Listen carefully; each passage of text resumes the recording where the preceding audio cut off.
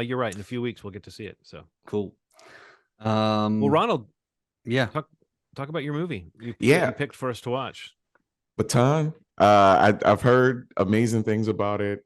Amazon is kind of, I think they're kind of going all in on the Indian films because I see that they have like another big action film, and this is one that I had heard about in the extended edition. I don't know if you guys watched that extended edition of this. A very cool action-packed movie called Pathaan. I'm not familiar with any of the actors, and the to save myself from butchering the names, I'll just say that I was excited to get you guys to watch, especially off the heels of RRR and how positively. I mean, this isn't. I'm not talking to two narrow-minded guys. I mean, you guys are pretty open about watching stuff, which I'm always happy about. So, would you think of the movie? Would you think of Baton? I mean, Baton. it's really fun. I mean, it's like a big action, crazy. I lack the perspective on how big these stars are. Yeah, because like everything I read and watched about the movie, like like when I watch something, like I like look on YouTube for like behind the scenes stuff and like right. and like local or global press that they do for it, just to learn more about like how it was made and who this guy is and who. Like, first off, that guy is like 57 years old. Like I know. Like that blew my mind. The main guy who plays Pathaan. He looks incredible. Yeah, Shah Rukh Khan, like he's like a legend, and like Steve, I don't tell know me if this is what happened with you.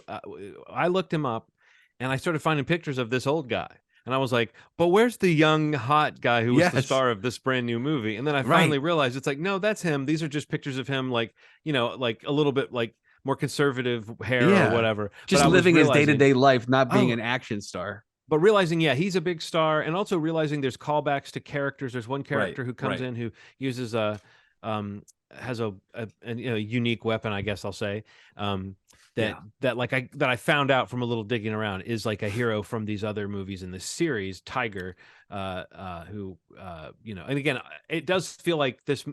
I mean, it's funny, Ronald, you're talking about this as like international cinema, but this is like international cinema or Indian cinema, I should say. It's not international, it's Indian, but it's like reaching towards the MCU. It's like this studio is making these spy movies, and they're referring to it like even at the beginning of the movie, it says the name of the studio, Spyverse.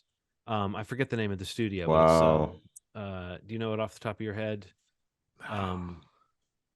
Is one of it's the YRF Spy Universe, which I think is from based on the studio name, Yash Raj Films. And it says Spyverse, like it shows the Yash Raj Films logo, and then it turns to the side and says Spyverse. So they're definitely doing that, and they even have mid-credit scenes that do the sort of thing of connecting these movies and joking around and stuff. So I mean, clearly they're trying to do that. So it's really interesting to see like, East meets West, I guess, in this thing. Like what's funny is what I kept picturing was, yes, RRR was on my mind.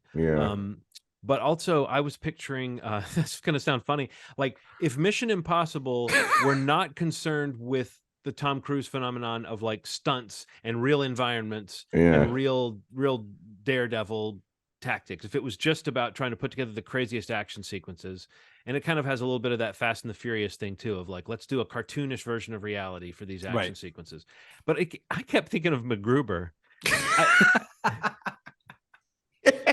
I mean, it's not far off. That's a good one, because it's so straight faced. It just needed all it needed was one tweak further into seriousness, and it would have been a total satire of these like macho characters. But there is some humor, and there is I don't know. There's such an interesting mix of things going on. Steve, when you said fun, I mean, honestly, that's the way I felt watching this movie. It's just it kept entertaining. Every time I thought, okay, this movie's sort of corny or cheesy or too silly, there'd just be some moment of like it would just move forward, and also finding a place to pause a movie. You ever do this where you're like, I'm going to pause this movie when it gets to the end of this sequence, and then you're like 15 minutes later you're like, well, please, god damn it, get to the end of a sequence. It goes from one thing into the next, and I do think that's kind of a style of filmmaking that is exhilarating on a certain level, and you can't help but be sort of swept away by it. Like Nikki came in and watched the last half of it with me, and she started off saying, "Could you catch me up on this movie?" And I was like, "No." And No then she way. watched a little bit of it, and she said, "This is so over the top." And then she said that every 15 minutes as she watched the next, hour. So it has a hypnotic power. Had you seen it before, Ronald? Before we watched it this time? No. Okay. I mean, you're telling me about the Spyverse.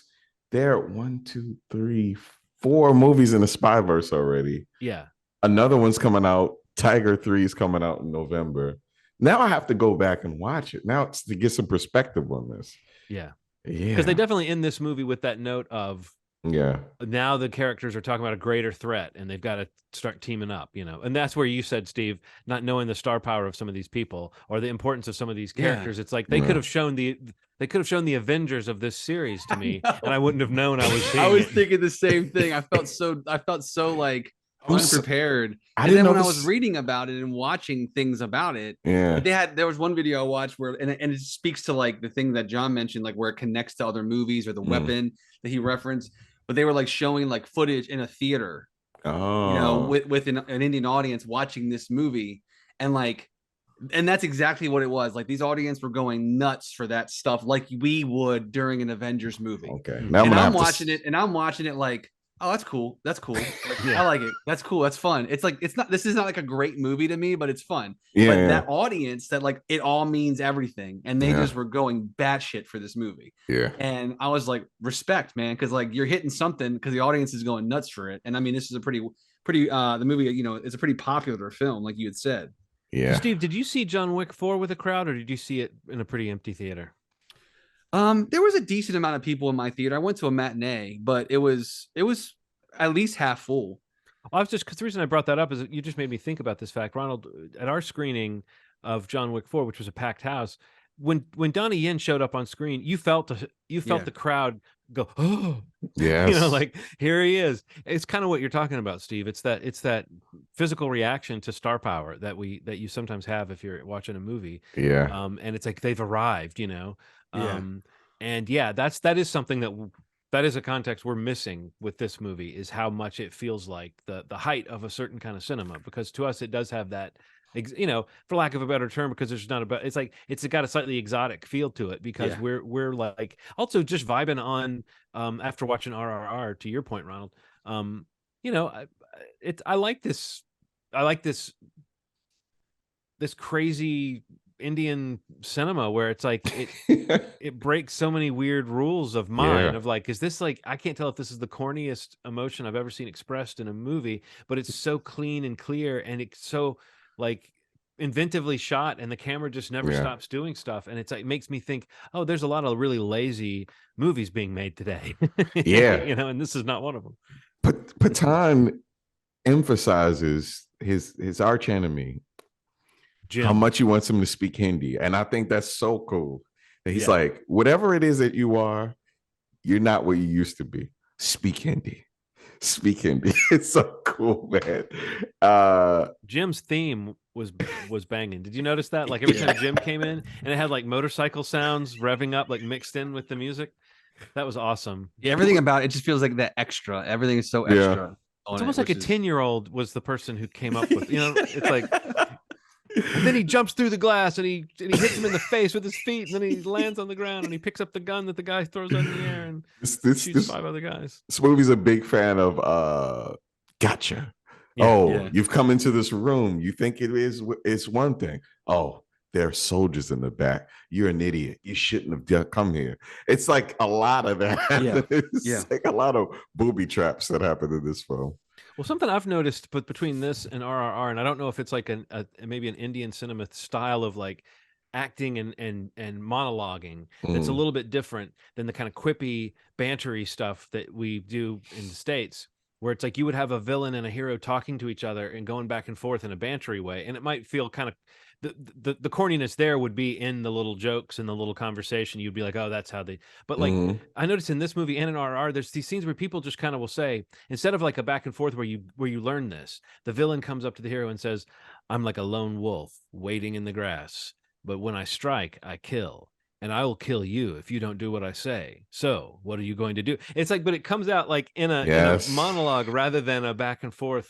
And I just thinking like that is a little bit of a dramatic style, but it made some scenes kind of like, especially Jim when he shows up and he just gives him this little monologue while the guy's hanging upside down in a car. It's the car leaking gasoline that's going to catch fire situation, but he's just kind of talking to him. But he basically just lays out like exactly what the screenwriter wants you to know about this character. Oh, I'm a lone wolf and I'm very dangerous, but I would love to work with you. You know, it's just so on the nose. But I do think it helps you understand, like every time you think, oh, I don't know what's going on here, there's usually some dialogue that makes it clear. And in that way, it's very much like one of those Western action movies you watch where you barely understand what's going on while you're watching it. For sure. To speak to the dialogue, man, there's a scene where the woman that basically hired Pathaan is trying to tell his backstory, and she just randomly says, was he a very big part of the organization? Yeah,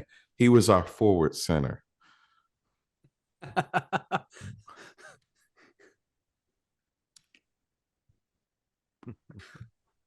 He was a soccer. It was a soccer position, a football position, right?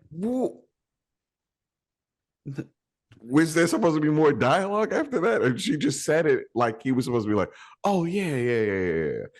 Because even if somebody said in American football, like, "Oh, he's our quarterback," I still would be like, why are you just dropping this on me in the middle of a conversation? Well, no, it is a little bit like when it's like the analogy is supposed to help me understand. Like, well, he's our hot shot. Oh, what do you mean by that? Oh, he's our quarterback. Oh, but what do you mean by that? Oh, he's our rock star. It's like, yeah, but I'm I'm trying to get at something here. Yeah, it was fun. It was a fun movie for sure, man. I'm glad you guys watched it. Who's next? Who's next? I think Steve is next in the rotation. Steve. Yeah. I think I'm gonna pick a movie that is on Netflix currently, and this is something that is one of these things where Netflix buys a movie that's been out for 3 or 4 years, and no one knows the movie exists, and then all of a sudden it's the #1 movie on Netflix. I hate that. I love it, but I hate it. So this is a 2000